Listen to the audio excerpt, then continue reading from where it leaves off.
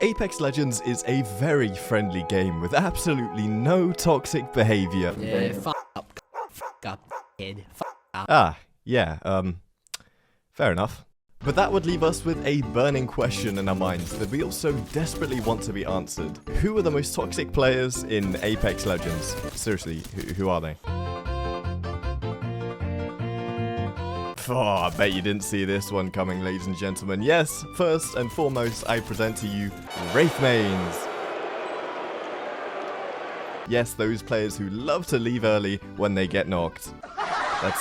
What a funny observation, Ashton. Wow, so original. So, while the observation and the stereotype of Wraith mains instantly leaving when they get knocked is a bit dead, like the Wraith mains when they get knocked, I think at this point it's fair comment to say that everyone expects those Wraith mains to be toxic, and the Wraith mains usually fulfill expectation. Yes, leaving when they're downed is something that a lot of Wraith mains do, and it's 2022, Season 13. I think it's fair to say at this point that every Legend is doing that. Most people just don't want their gameplay experience to be put in the hands of some random level 42, and maybe that's why we need a respawn mode in the game. Just a thought. But back to those pesky Wraiths, what do they always do? I mean, you can count on your Wraith to push you like a maniac, miss every single wingman shot.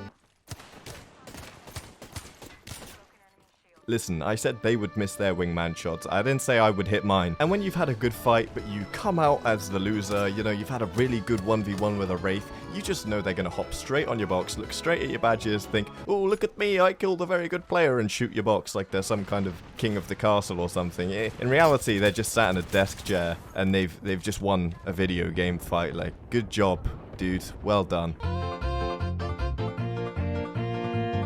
Ah yes, this is one I'm sure we can all agree with. In fact, talking about agreeing, if you do agree with anything I say in this video, then make sure to subscribe to the channel and comment down below. Gibby's toes are massive, because that's something I'm sure we can all agree on as well. Now, it's very common in Apex Legends to get toxic Bangalore players. They're always quite good at the game. Like, let me just say that first and foremost. There's different types of Bangalore mains, but the ones who are quite good at the game tend to be a little bit toxic for a number of reasons. I mean, just look at Bangalore's face. Like, she looks angry. These toxic Bangalores will run into 1v3 fights aggressively, and a Bangalore should be an aggressive Legend. But what they'll do is they'll blame their teammates when they get knocked and killed, and they'll be straight in the chat, they'll be straight on the mic, screaming at you, asking why you're not there backing them up. I mean, that's if your random sweaty Bangalore even decides to land with you, because I feel like all Bangalores do this thing where they queue into solo fill trios. So they'll have two random teammates, and then they'll peel off right at the start and just type in the chat, good luck. Like, bro, what do you mean, good luck? I played fill trios. I didn't want you to just randomly peel off and leave me to die. Like, bro, imagine if I just peeled off of every relationship I signed up for in life and just said, good luck, I'm going away now, good luck. Bro. But yes, these absolute badass, legendary, sick legend Bangalore players who think they're like the best players in the game will run at you all aggressive and angry with their R9 out, and then you hit them once with like a P20 or a punch or something. They're smoking. They're smoking their feet. They're out of there. They didn't sign up for this heat. No.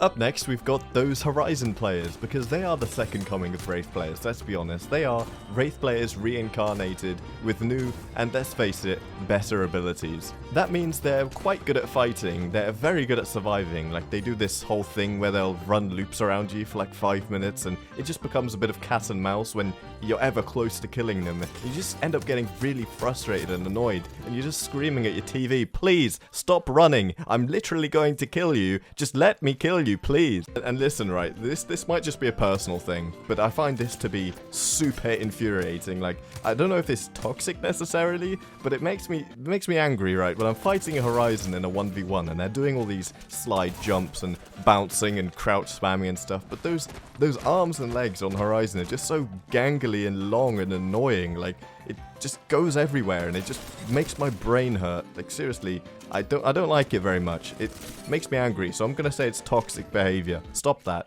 Act like a normal person. Stop all this arm movement and stuff. It's not necessary.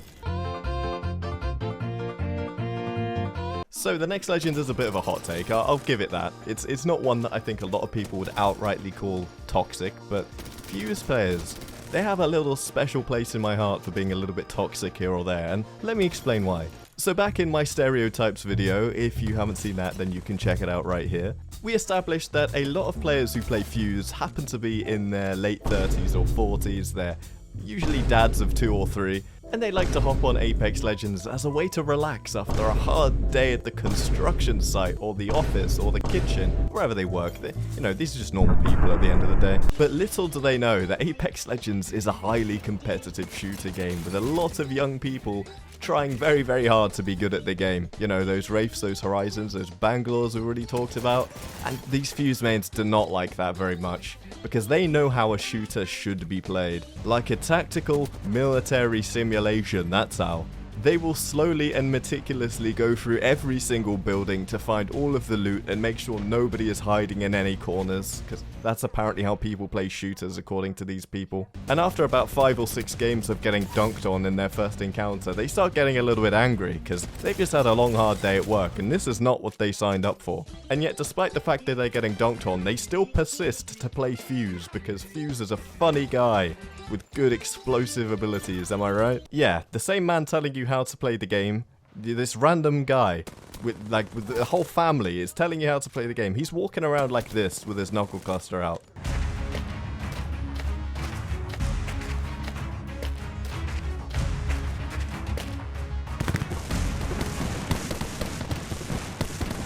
Yeah, pretty toxic if you ask me.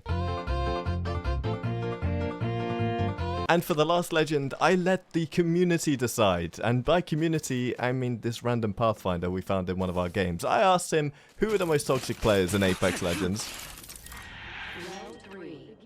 Oh yes, I was never gonna forget about Stinky. Caustic mains are a weird kind of toxic, because it's quite unusual for them to come out in game chat and actually start screaming at you, or even in the text chat. They're not usually actually that aggressive or nasty.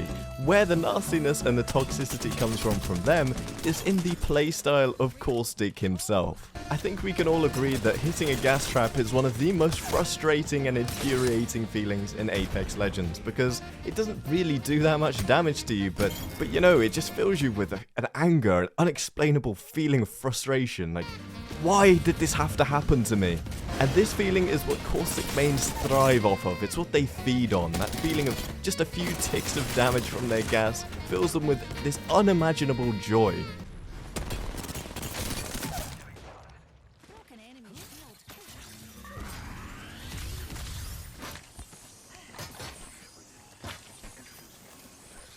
Can we not all agree that these legends are just so annoying?